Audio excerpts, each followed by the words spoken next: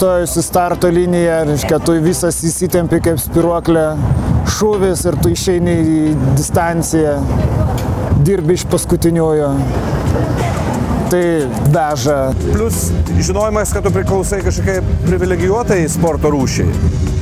Tai nebuvo tai, kad gainiot kamolį aikštelė ar krepšinio aikštelė su visa pagarba jiems. Irklavimas buvo kažkas tokio, kas mane darė besididžiuojantį. Vežė krosai, kada treniruotės būdavo, mes daug bėgiodavom ištvermiai, labai patiko. Aš pats savo rūpėjau labiausiai sporte, o ne pergalės, arba mano, arba komandos, pats savo. Ir to pasiekdavau.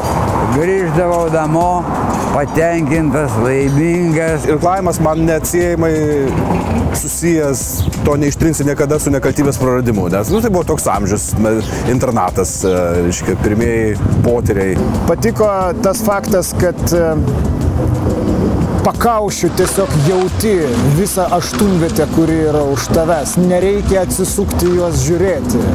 Tu tiesiog žinai, kas kaip irkluoja ir kas net į kurią pusę pažiūrėjo. Tai va, kas mane veža dabar, tai kad akademinis irklavimas Lietuvoje nėra miręs, kad mes turim puikių sportininkų, aš žaviuosi absoliučiai Donata Vištartaitė, kitais mūsų olimpiečiais ir tai žiauriai gražus sportas man.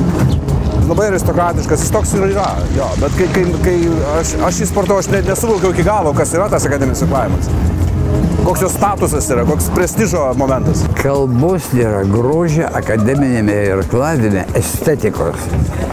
Yra ko gero daugiau negu kai kuriuose kitose sporto šakose.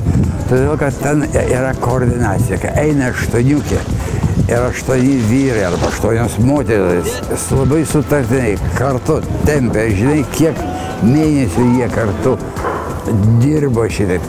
Tai yra estetiška. Irklavimas yra žavus savo veržlumu. Kada valtis nuo starto šauna į priekį ir žiūri, kaip tai daro, kaip tai vyksta ir kam kvapo pritrūko, o kam ne. Kas taktiškai teisingai sudėliojo plaukimą, kas ne. Visą tai žavu.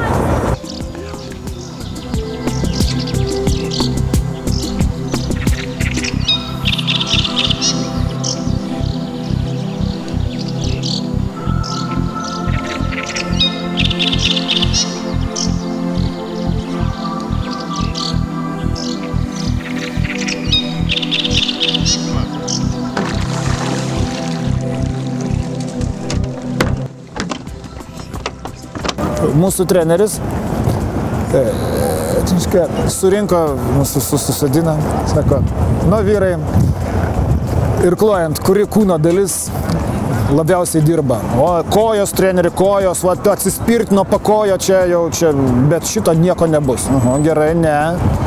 Rankos, va, įrį pabaigti reikia čia, va, įrio pabaiga, tai čia yra viskas, ne.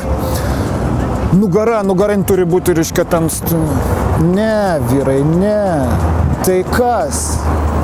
Galva. Be abejo, mes žinom, irklavime yra labai, kaip ir visose sporto šakose, bet irklavime aš tą labai užaštrinčiau, techniką. Aš drįstu pasididžiuoti, kad aš daugiau važiavau ant technikos negu ant jėgos ar ištvermės. Visko reikia, o galvos labiausiai. Ir paskui visą tai gyvenime išsivartė labai į tokią posakį, kad jeigu tu nori per gyvenimą ne plūdrauti, kaip gerai žinomas daiktas, o plaukti, teks irkluoti. Geriausia galva. Aš nebūčiau tas, kas esu, jeigu neirklavimas. Jis man davė labai daug tvirtumo. Juk tai buvo ne tik tai, kad tu sportuoji, tai buvo dar ir 2 metai praleisti sporto mokyklo internate. Asketiškom sąlygom. Beveik kaip armija. Tai va. Jeigu tu nori kažką tai pasiekti, tai tu turi negailėti savęs ir tai daryti.